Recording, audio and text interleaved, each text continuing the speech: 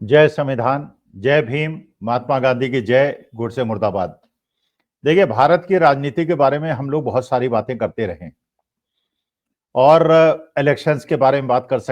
चुके हैं, आर्थिक समस्याओं के बारे में बात कर चुके हैं, जो भारत की चुनौतियां हैं उसके बारे में बात कर चुके हैं। आज जिस चीज पे हम लोग एक समग्रित इंटीग्रेटेड डिस्कशन करना चाहेंगे वो ये कि आखिर डोनाल्ड ट्रंप साहब की राजनीति क्या है और वो क्या पॉलिटिक्स है, वो करना क्या चाह रहे हैं,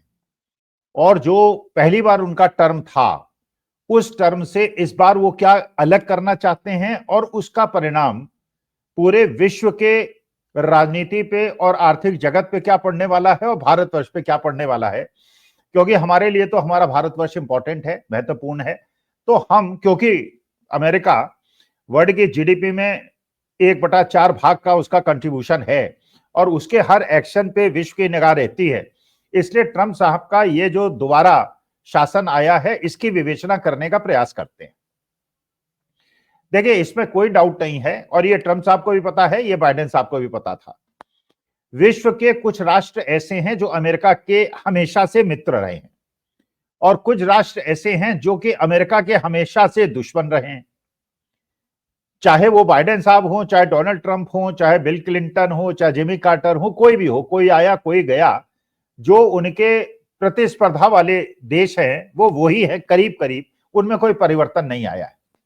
जैसे चीन है, रूस है, नॉर्थ कोरिया है, ईरान है, वेनेजुएला है, ये वो देश हैं जो कि हमेशा के अमेरिका की आंखों में चुभते हैं। अरे बहुत सारे ऐसे राष्ट्र हैं जो अमेरिका के मित्र हैं, माने जाते हैं, चाहे कोई भी राष्ट्रपति बने। जैसे जो नाटो के राष्ट्र हैं, जो यूरोपियन कंट्रीज हैं, वो उनके मित्र राष्ट्र हैं। कनाडा भी उनका मित्र राष्ट्र है, इंडिया भी उनका मित्र राष्ट्र है, क्योंकि इंडिया की पोजीशनिंग ऐसी है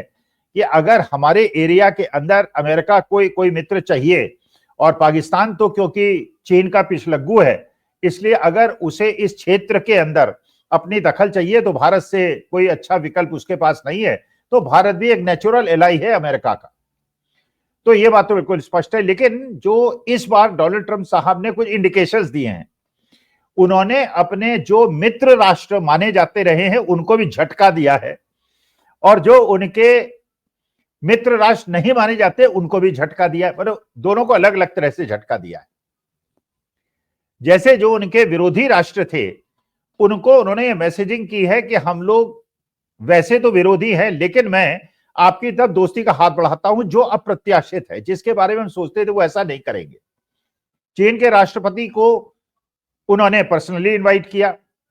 शी जिनपिंग को। पुतिन साहब से उन्होंने कहा कि वो तो मेरे व्यक्तिगत मित्र हैं, उन्हें पर्सनली इनवाइट किया। इसका माने अपने जो दो धुर विरोधी लोग हैं उनको उन्होंने मैसेजिंग की कि हम पुरानी बातों को भूलिए, वी विल अगेन नेगोशिएट। इसका मतलब ये कि रूस और चीन ने अपनी जो रणनीति बनाई थी उस रणनीति पे उन्हें पुनर्विचार करना होगा कि अमेरिका की ये जो पोस्चरिंग है, ये जो डोनाल्ड ट्रंप की पोस्चरिंग है, इस पोस्चरिंग पे हम अपनी पोजीशन को कैसे चेंज करें। क्योंकि बदलते हुए वैश्विक परिवेश में अगर कोई अपनी पोजीशनिंग को चेंज करता है तो आपको अपनी पोजीशन को उसी के अनुरूप चेंज करना पड़ता है। तो चीन ये सोच रहा है कि अमेरिका की इसके पीछे क्या स्ट्रेटेजी है। और रूस तो जब पहले भी पार्लियामेंट्री इलेक्शन हुआ तो ये कहा गया कि डोनाल्ड ट्रंप की मदद पुतिन करते हैं। तो एक जो हॉस्टिलिटी थी अमेरिका और रूस के बीच में, वो डोनाल्ड ट्रंप के आने से भी उसकी कमजोरी हुई और उन्होंने मैसेजिंग की चीन और रूस को कि हम लोग मिलजुल के काम कर सकते हैं, एक दूसरे से डिस्कशन करेंगे। लेकिन जो मित्र राष्ट्र हैं उनको भी उन्होंने बड़ा अलग तरह का हिलाने वाले मैसेजिंग की। जैसे कनाडा के बारे में उन्होंने मैसेजिंग की, कनाडा को उन्होंने कहा कि हम टैरिफ लगा देंगे। अब कनाडा तो बड़ी बात है कि अमेरिका का मित्र राष्ट्र माना जाता था, वहां पे आवागमन, आपस में व्यापार, इस प्रकार की चीजों में कोई समस्या नहीं थी, अगल बगल के देश थे। लेकिन इस बार जिस प्रकार से कनाडा के खिलाफ उन्होंने एक प्रकार के स्टेटमेंट्स दिए हैं और ये बात की है कि 1 महीने के बाद 1 फरवरी से मतलब 30 दिन के बाद हम कनाडा के ऊपर टैरिफ लगा देंगे 25% का। तो एक प्रकार की मैसेजिंग हुई कि कनाडा को इस प्रकार से अब हम उस तरह से ट्रीट नहीं करेंगे जैसे हमने पहले किया। नेटो के बारे में भी डोनाल्ड ट्रंप साहब ने कहा कि नेटो को जो हम एड दिया करते हैं उस एड पे हम पुनर्विचार करेंगे, वो एड बंद कर देंगे। जबकि आप जानते हैं कि नेटो के जो देश हैं वो अमेरिका के हमेशा से मित्र रहे हैं, तो उनको इस प्रकार की मैसेजिंग करने की क्या आवश्यकता थी। यूएनओ के बारे में उन्होंने कहा कि हम इसको एड नहीं देंगे। तो एक प्रकार से डोनाल्ड ट्रंप क्या अपने मित्र राष्ट्रों को भी करना चाह रहे हैं और अपने जो तथाकथित शत्रु राष्ट्र हैं उनको भी मैसेजिंग करना चाह रहे हैं। अच्छा, भारत की जो पोजीशनिंग थी उसमें भी क्या डोनाल्ड ट्रंप साहब किस प्रकार की मैसेजिंग कर रहे हैं। जैसे कल भी मैंने वीडियो में कहा, बहुत सारे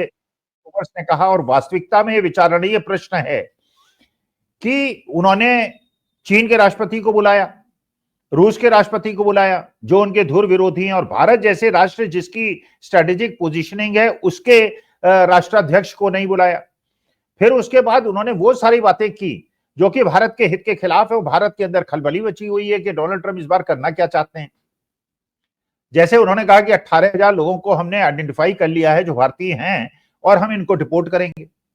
चलिए 18,000 लोग बहुत ज्यादा नहीं है, ये भारतवर्ष के अंदर आ भी जाते हैं तो बहुत ज्यादा समस्या नहीं है। लेकिन अगर आपने आइडेंटिफिकेशन करना शुरू कर दिया और आप कहते हैं कि देश के अंदर, अमेरिका के अंदर 80-90 लाख लोग ऐसे हैं जो अवैध रूप से वहां पे रह रहे हैं, और इसके अंदर 7.5-8 लाख ऐसे लोग हैं जो भारतीय हैं,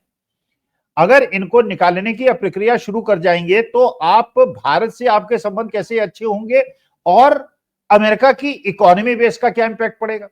क्योंकि ये बात तो सही है कि जो लोग भी वहां जाते हैं, चाहे भारतीय जाएं, बांग्लादेशी जाएं, पाकिस्तानी जाएं, या जो भी गरीब देश के लोग हैं या डेवलपिंग नेशंस के लोग हैं, अगर अमेरिका के अंदर जाते हैं तो वहां की इकोनॉमी को बढ़ाने के लिए योगदान करते हैं। और क्योंकि वो वहां से डॉलर कमा के अपने देश में वापस भेजते हैं, तो ये डॉलर से देश की आर्थिक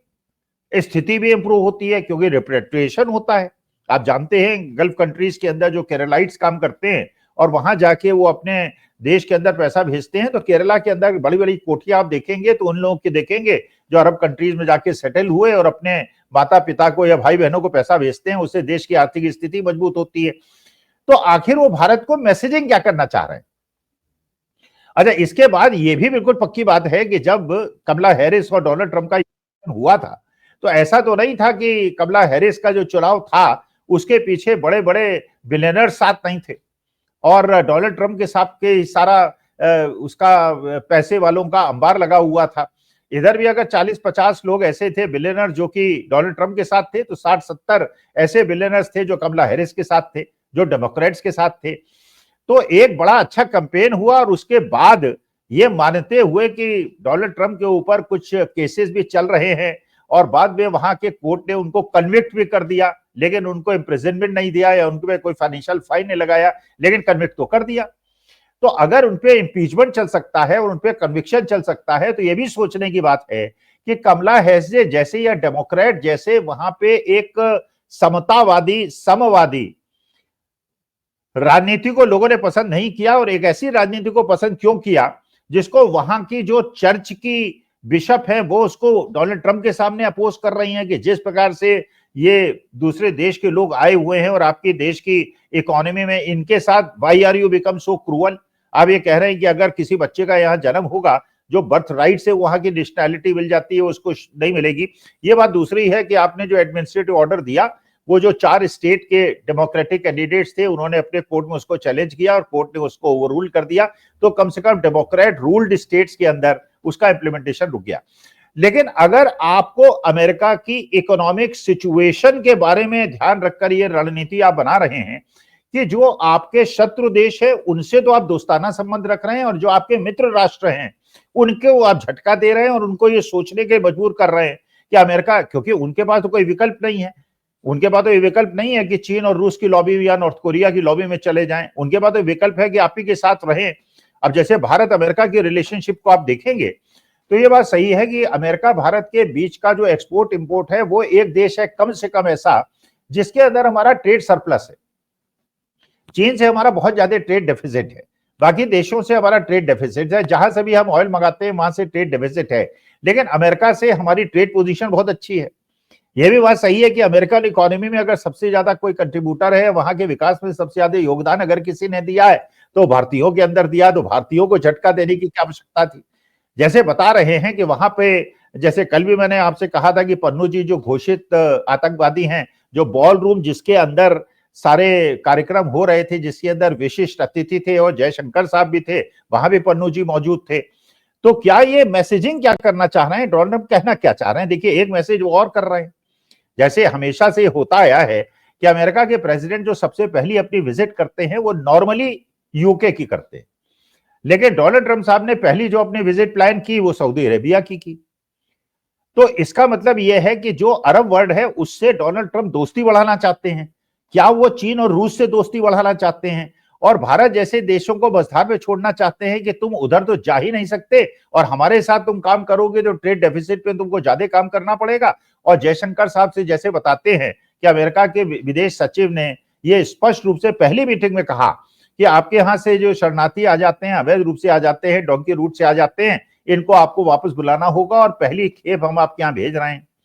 तो अगर इस प्रकार से वो लोग जो कि क्यों गए हैं, वो यहां से भारत से क्यों गए, पाकिस्तान से क्यों गए, बांग्लादेश से क्यों गए? क्योंकि हमारे देश में एजुकेशन सिस्टम के लिए भाई एक चीज तो बिल्कुल स्पष्ट है कि अगर आप देखें कितने भारतीय अमेरिका गए और कितने अमेरिका जो है भारत के अंदर आए हैं। मानी बात है कि इंडिया के लोग ज्यादा गए, अमेरिका तो शायद ही आपको भारतवर्ष के अंदर बहुत संख्या में मिले।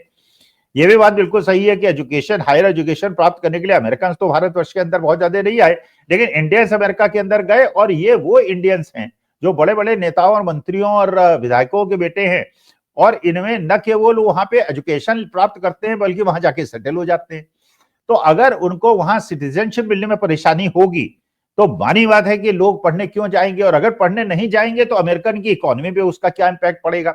क्योंकि जो अमेरिकन यूनिवर्सिटीज हैं और यूरोपियन यूनिवर्सिटीज हैं, अगर उनके फाइनेंशियल रिसोर्सेज एशियन कंट्रीज और भारत के विशेष तौर पर जो लोग जाके पढ़ते हैं, क्योंकि भारत के अंदर भाई कोई अपने बच्चे को विदेश ऑक्सफोर्ड या हार्वर्ड में पढ़ने के लिए 1.5-2 करोड़ रुपए क्यों खर्च करेगा अगर उसको भारत के ही अंदर वापस आना है? और भारत के अंदर अगर एम्प्लॉयमेंट की इतनी ज्यादा समस्या है तो 1.5-2 करोड़ रुपए खर्च करके नौकरी न पाने से अच्छा है कि 20-25 लाख रुपए में IIT में शिक्षा प्राप्त करे और नौकरी न मिले, या 30% लोगों को नौकरी न मिले और बाकी लोगों को नौकरी न मिले। क्योंकि जो लोग दूसरे देश के अंदर जाते हैं, हायर एजुकेशन के लिए जाते हैं, नौकरी के लिए जाते हैं, वो केवल इसलिए जाते हैं कि वहां डिमांड है, सप्लाई नहीं है, और यहाँ सप्लाई है, डिमांड नहीं है।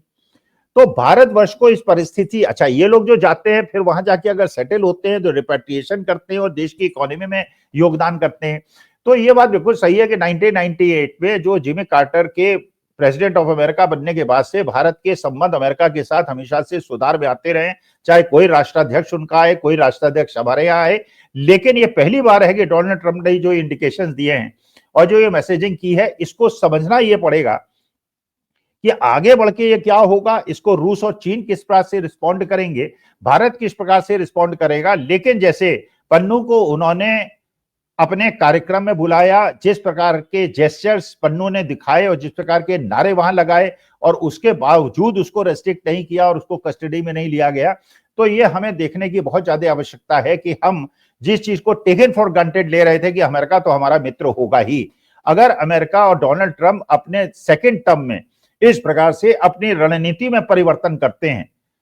तो उसके बाद हमारी क्या पोजीशन होगी। और ऐसा डोनाल्ड ट्रंप क्यों कर रहे हैं, ये लॉन्ग टर्म के लिए कर रहे हैं, ये शॉर्ट टर्म के लिए कर रहे हैं, ये ऑब्जर्व करने की बात है। लेकिन अभी तक जो मैसेजिंग मिल रही है उसके हिसाब से ये बात बिल्कुल सही है कि ना तो चीन और रूस और वेनेजुएला और ये कंट्रीज, लेकिन अपने दोस्तों को भी छेड़ना, कनाडा को छोड़ना, पनामा की बात करना, डेनमार्क के अगेंस्ट बात करना, नाटो के अगेंस्ट बात करना, ये सारी चीजें या तो डोनाल्ड ट्रंप साहब की कोई स्ट्रेटेजी है कि दूसरे देशों को दबाव में लेके, टिकटॉक के लिए उन्होंने कहा कि भाई टिकटॉक को हम परमिशन देंगे अगर 50% स्टेक वो किसी अमेरिकन को दे देगा, तो चीन से भी क्या वो बार्गेनिंग के लिए एक अपर हैंड रखना चाहते हैं, भारत से और नाटो से और बाकी देशों से नेगोशिएशन में अपर हैंड रखना चाहते हैं, वो क्या करना चाहते हैं। लेकिन अभी तक की रणनीति और राजनीति तो मुझे ऐसा लग रहा है कि उन्होंने अपने दोस्तों को भी झटका दिया है, अपने शत्रु राष्ट्रों को भी झटका दिया है, और केवल उनके रिस्पांस देखने के बाद वो अपनी पोजीशनिंग डिसाइड करेंगे।